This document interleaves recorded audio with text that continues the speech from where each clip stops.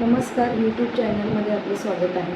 कालच्या व्हिडिओमध्ये आपण पाहिलं की व्यक्तिमत्व विकास म्हणजे पर्सनल डेव्हलपमेंट ही अतिशय महत्त्वाची आहे. जर पार्लर फील्डमध्ये तुम्हाला पार्लर या क्षेत्रात जर तुम्हाला आवड असणार तर पार्लर हे स्टार्ट करण्याच्या आधी ही कला अवगत करण्याच्या आधी आपल्यामध्ये पर्सनल डेव्हलपमेंट असणं गरजेचं आहे. कालच्या क्लासमध्ये आपण पाहिलंच. आता क्लास 2मध्ये आपण शिकणार आहोत थ्रेडिंग.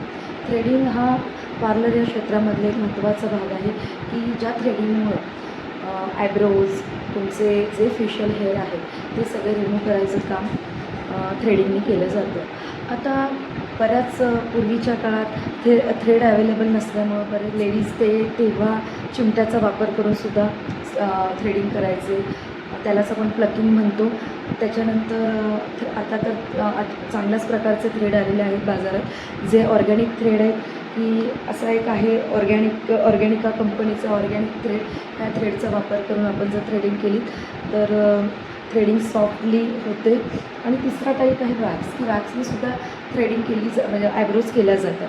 तर असा हा प्रकार आहे की जो महत्त्वाचा आहे आपल्या पार्लर ह्या क्षेत्रात. जेव्हा आपण काय शिकायचं हे जेव्हा स्टार्ट करतो तेव्हा पहिल्यांदा थ्रेडिंग हा विषय क्लिअर करतात.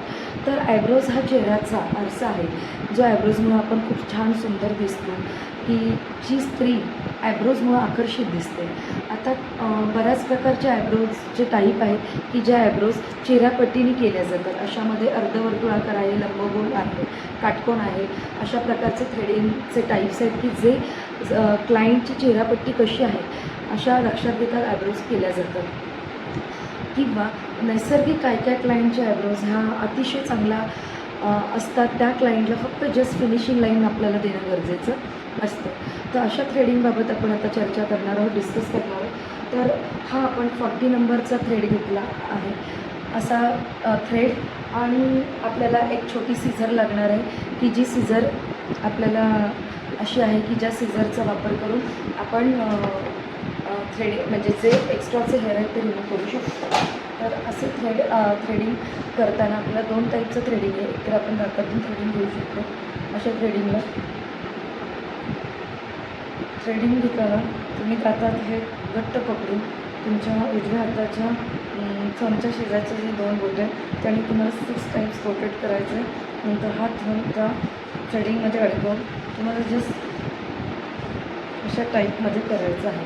जर माझ्या क्लायंटच्या हातावरचे हेअर जर रिमूव्ह करायचे आहेत तर मी पावडरने ते स्वेटिंग कमी करण्याचं काम पावडर करतं, आणि त्याच्यामुळे तात्पुरतं आपल्याला पेन कमी होतं आणि त्यामुळं थ्रेडिंग करणं इझिली जातं. सो आपण थ्रेडिंग करताना क्लायंटला थोडंसं पॅम्पर करणं गरजेचं आहे.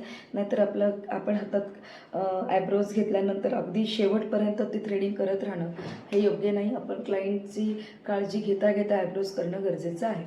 तर कधीतरी असं होतं की आपण आयब्रोज करतो आहे आणि आयब्रोज आपल्या छान झाल्या आहेत, सगळं ओके आहे, पण कधीतरी क्लायंटला या तो आपल्याला कधीतरी असं आजारी आपण पडू शकतो, आणि तेव्हा जर कोण अवेलेबल नसणार आपले स्टाफ मेंबर वगैरे कोणी, तर आपल्याला स्वतः आयब्रोज करणं गरजेचंच असतं. तर अशा वेळेस या तो करोना काळातसुद्धा असे बरेच जे ब्युटिशियन आहेत त्यांनी आयब्रोज तोंडावाटे थ्रेड न पकडता मानामध्ये हे असं आपण बांधल्यानंतर जर आपल्याला थ्रेडिंग करता इझी पण होऊन जाते.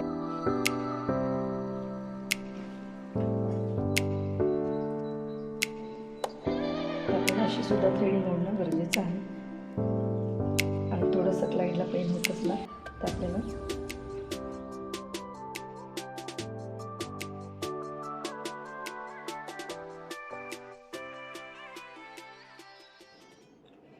आणि असं पॅम्पर करणंसुद्धा गरजेचं आहे. तशा दोन्ही पद्धतीने आपण थ्रेडिंग करू शकतो.